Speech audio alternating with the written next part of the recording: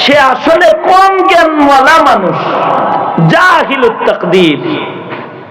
কারোর যদি বুদ্ধি কম থাকে তো আল্লাহ তার সাথে বিচার সোজা করে। আমাদের দুইটা ছেলে, একটা ছেলের বুদ্ধি বেশি আর একটা ছেলের বুদ্ধি কম। যেটা বুদ্ধি বেশি ওটার সাথে কড়াকড়ি করেন, আর যেটা বুঝে না হেবলা পাগল ছেড়ে দাও তো। ঠিক না? কি জোরে বলেন না কেন?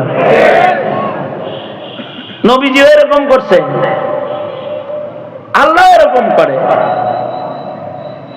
রোজার মাসে দিনের বেলায় বিবির সাথে থেকে ফেলাইছে এক সাহাবী, কিন্তু সাহাবী তো আবার দিনের ভিতরে তাকওয়া আছে। রোজাটা যে নষ্ট করলাম, আল্লাহ যদি মারে।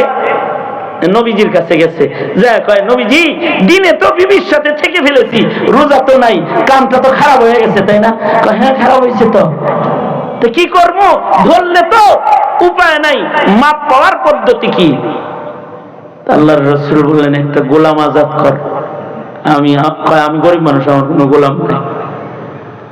ঠিক আছে, তাহলে টাকা খরচ হইব না, 60টা রোজা রাখিস।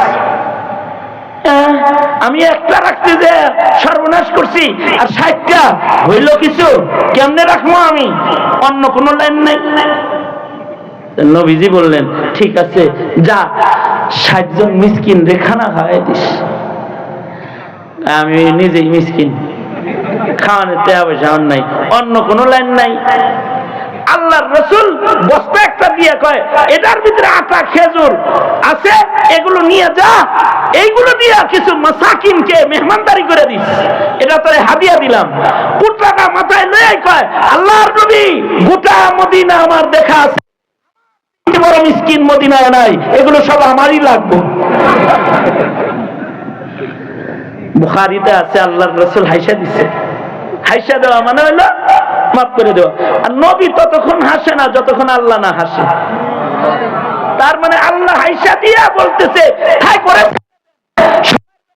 ওর যেহেতু বুদ্ধিকে ওরে মাফ করে দিছি, ছেড়ে দে। এই